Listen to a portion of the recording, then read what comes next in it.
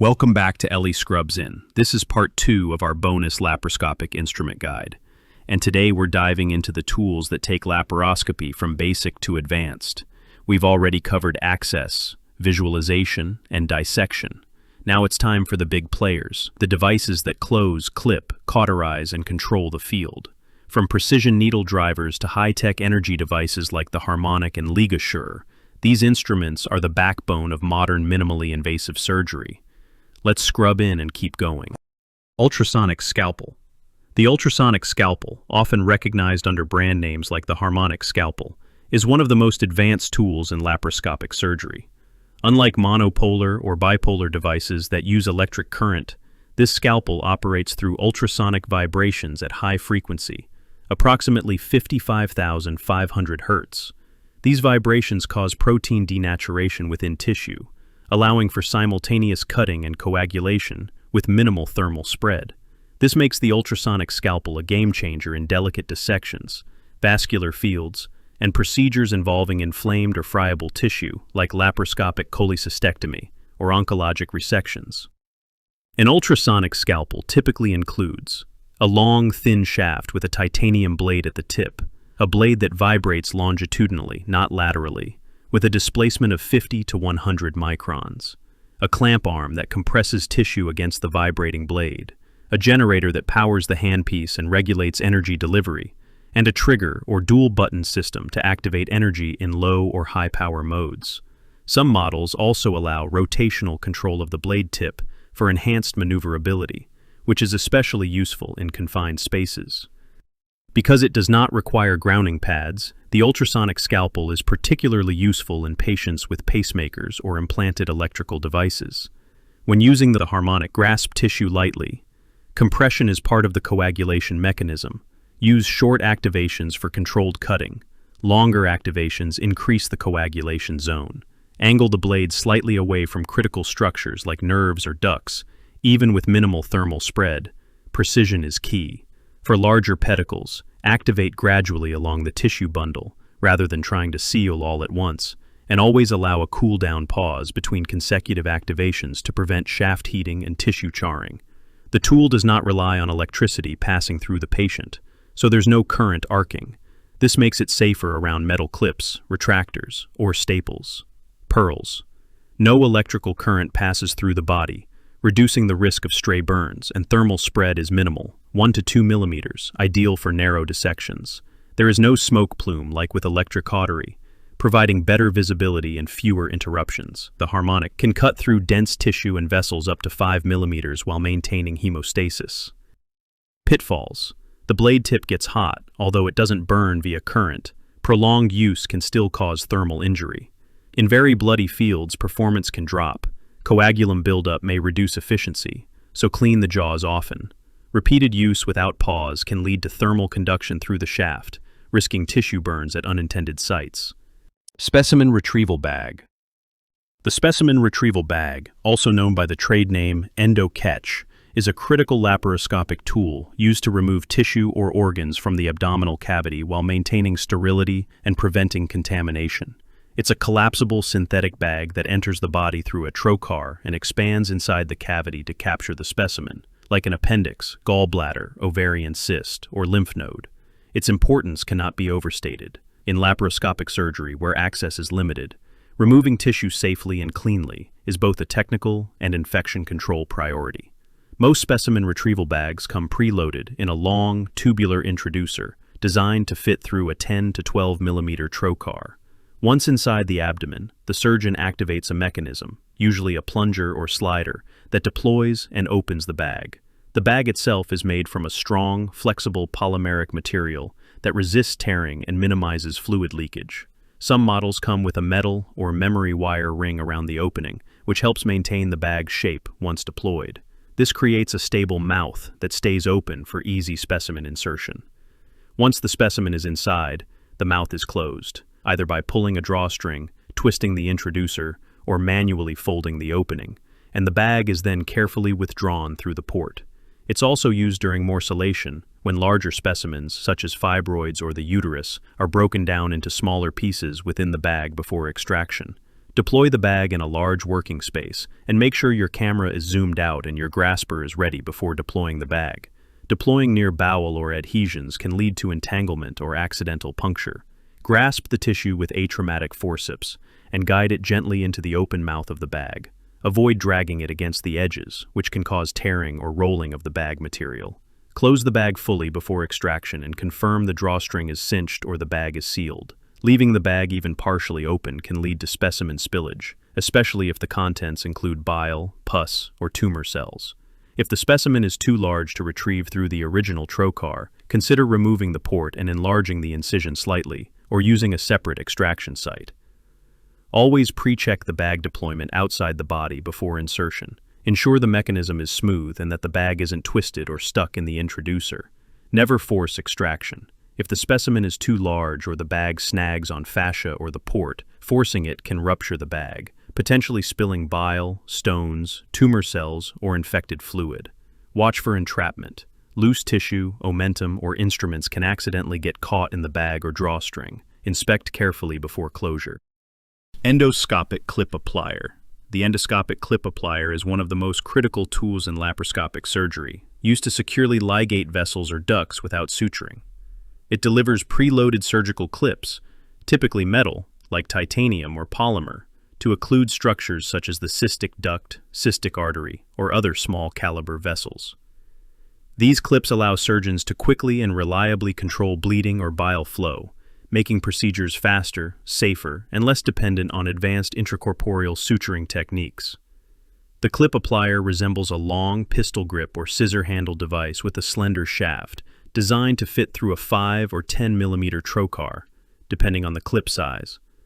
At the distal end, the instrument houses a cartridge of clips, which may hold 5 to 20 clips, depending on the model. The jaws of the clip applier open and close like forceps, aligning a single clip with the target structure. When the handle is squeezed, the clip is released and closes tightly around the tissue, forming a permanent mechanical seal. Some clip appliers are reloadable, while others are single-use and disposable. Clips come in various sizes and materials. Titanium clips are traditional, durable, and radiopaque, while newer polymer clips are MRI-compatible and color-coded for visibility. When using clips, visualize the full structure before applying and ensure you can see both sides of the duct or vessel, and that nothing critical is in the jaw's path. Use 2 to 3 clips per structure. Typically, 2 clips are placed proximally toward the patient, and 1 distally toward the specimen. After the cut, you want 2 clips securely holding the patient's side. Close the jaws slowly and smoothly as you apply a clip. This avoids pushing the tissue out of the way or malpositioning the clip. Always confirm clip security after deployment. Wiggle or test with a grasper to ensure the clip hasn't slipped or rotated. If it's unstable, place a second clip over it. Pearl. Use color-coded clips if available. They enhance visibility, especially in bloody or fatty fields. Pitfall. Do not misplace clips on the common bile duct. In cholecystectomy, this is a serious and avoidable complication. Always perform a critical view of safety before clipping. Don't rely solely on clips for large arteries. For anything larger than 5 millimeters, consider energy-sealing devices or suture ligation for more reliable hemostasis. Endoscopic Needle Driver. The endoscopic needle driver is the laparoscopic counterpart to the traditional open surgery needle holder. It's designed to grasp, position, and drive surgical needles during intracorporeal suturing, an essential skill in advanced laparoscopic procedures. This instrument plays a starring role when clips or energy devices won't suffice, when precise tissue approximation is needed, secure closure is required, or bleeding must be controlled with sutures. Mastering this tool is vital for any surgeon aiming to operate confidently in minimally invasive surgery. Endoscopic needle drivers are long, slender instruments, usually around 33 to 45 centimeters in length, designed to pass through 5 or 10 millimeter trocars. The distal jaws are short and serrated, often with a diamond or crosshatch pattern for superior grip on surgical needles. Some versions include ratcheting mechanisms to lock the jaws, while others are non-ratcheted for smoother handling during complex maneuvers. The handle may be a pistol grip, scissor style, or ergonomic thumb ring, depending on surgeon preference and procedure. Some needle drivers are articulating, with tips that flex or rotate to help maneuver around tight corners, while others are fixed shaft for stability. Typically, the surgeon loads a pre-threaded suture onto the needle driver outside the body. Then, the entire setup, the needle and attached suture, is passed through a 10mm trocar. Alternatively, in some cases, the suture may be introduced using a dedicated suture passer or pre-loaded device. Once inside the abdomen, the driver takes over, allowing the surgeon to maneuver the curved needle with precise control. Remember to triangulate your instruments during endoscopic suturing. Position the camera and your working ports in a triangle around the suture field to create depth, control, and visibility. Load the needle on the driver so that it's perpendicular to the shaft, usually 2/3 from the tip, and ensure the curve is facing in the desired direction. Practice deliberate, slow handling. Jerky or rushed motions increase the risk of needle drops, perforations, or inadequate tissue bites. Grasp the needle firmly, but not too tightly. Over-squeezing can bend or deform the needle or dull its point. Pearl. Use a Maryland dissector in your non-dominant hand to assist in passing, retrieving, and positioning the needle. It's a classic combination for right-hand dominant surgeons. Rotate your wrist externally, pronate or supinate, to drive the needle in a natural arc. Don't try to poke or jab straight through tissue. Pitfall. Avoid torquing the instrument shaft. Excessive lateral force during suturing can break the tip, damage the needle, or shear your suture. Watch for suture wrapping. Long suture tails can easily wrap around instruments, trocars, or other structures, compromising knot security or visibility. Endoscopic Suction Irrigator. The endoscopic suction irrigator is one of the most essential yet underrated instruments in the laparoscopic suite. It serves a dual purpose, suctioning fluids and irrigating the surgical field. This tool is the laparoscopic surgeon's version of windshield wipers. It clears blood, smoke, and debris, allowing for continuous visualization and safe dissection. Though it doesn't cut, clamp, or coagulate, its role in maintaining a clean and visible operative field cannot be overstated. Without it, even the most precise instruments are rendered useless. The endoscopic suction irrigator is a rigid, straight shaft with a diameter of typically 5 or 10 millimeters, allowing it to fit standard laparoscopic trocars. It connects to tubing systems that provide sterile saline or lactated Ringer's solution for irrigation and to a vacuum line for suction. The tip may be blunt and open-ended, or feature a slightly beveled edge to facilitate fluid flow and reduce clogging. Most versions have 1 or 2 control valves on the handpiece. One valve controls irrigation, which flushes the cavity. The second valve, or thumb control, activates suction, removing fluid and debris. Some versions offer dual triggers, while advanced models have rotating tips or modular handles for ergonomic use over long cases. Begin irrigation early if the field becomes bloody or obscured. Don't wait until you can't see anything, and angle the tip away from fragile tissues when suctioning to avoid trauma to bowel, omentum, or vessels. Use short bursts of suction, alternating with irrigation, to maintain flow and avoid clogging the tubing, and monitor fluid accumulation, especially in Trendelenburg position, as fluid can pool in the upper abdomen or pelvis. In many cases, the assistant operates this tool, but surgeons must know how to direct and communicate its use precisely. Pearl. Warming irrigation fluid reduces fogging and improves patient comfort during long procedures. Use pulsed irrigation to dislodge clots or debris rather than a continuous stream, which can obscure visibility. Pitfall. Do not suction directly over bowel or fat.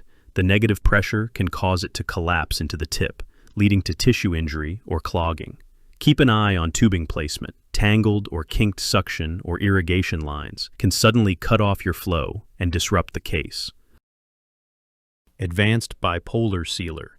The Advanced Bipolar Sealer, commonly referred to by its trade name LigaSure, is a high-performance energy device that combines bipolar electrosurgery with precise pressure control to seal vessels and tissue bundles reliably.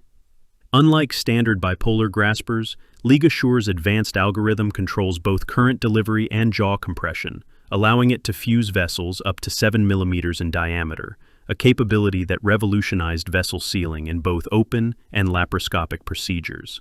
This is not just an energy tool, it's a vessel sealer and divider in one, making it a go-to for surgeons who need speed, hemostasis, and confidence in critical areas. LigaSure devices typically consist of a long, insulated shaft for laparoscopic access, dual-action jaws that apply uniform pressure across tissue, a trigger or button to activate energy delivery, and a smart feedback loop which automatically stops energy once the tissue is optimally sealed. Many models also include a cutting mechanism, which allows the surgeon to seal and divide tissue in a single action, without separate scissors required. Some laparoscopic LigaSure instruments are curved or blunt-tipped to facilitate better access in deep or confined anatomy, such as the pelvis or upper abdomen. When using the LigaSure, you must position the jaws squarely across the vessel or tissue bundle. This ensures uniform pressure and energy delivery. Avoid overlapping tissue too thick for the jaws. If too much tissue is placed inside, sealing may be incomplete. After grasping the tissue, activate the energy and wait for the tone or signal that indicates complete sealing. Do not interrupt the cycle early. If the model includes a cut function, engage it only after sealing is confirmed. Some devices have automatic cutting once sealing is complete. Take your time with each cycle. Rushing the process risks incomplete hemostasis or delayed bleeding. Pearls. LigaSure creates a permanent seal by fusing collagen and elastin in vessel walls, not just through coagulation. The thermal spread is minimal, approximately 1 to 2 millimeters, making it safer near critical structures. It is excellent for lymphatics, where other methods may leave leak-prone channels. Pitfalls. Never blindly fire the device. Ensure clear visualization of tissue and landmarks to avoid unintended injury. Do not use LigaSure on large arteries unless approved. Exceeding the 7 mm diameter limit can result in burst seals. If sealing fails, don't overactivate. Instead, reassess tissue thickness or regrasp with better alignment. That wraps up part 2 of our laparoscopic instrument series. By now, you've seen the full toolkit, from first incision to final stitch, and hopefully built a stronger understanding of what makes minimally invasive surgery possible. If you learned something new, be sure to like, subscribe, and share this with your fellow medical students or scrub techs. This is Ellie Scrubs In, and we'll see you in the next case.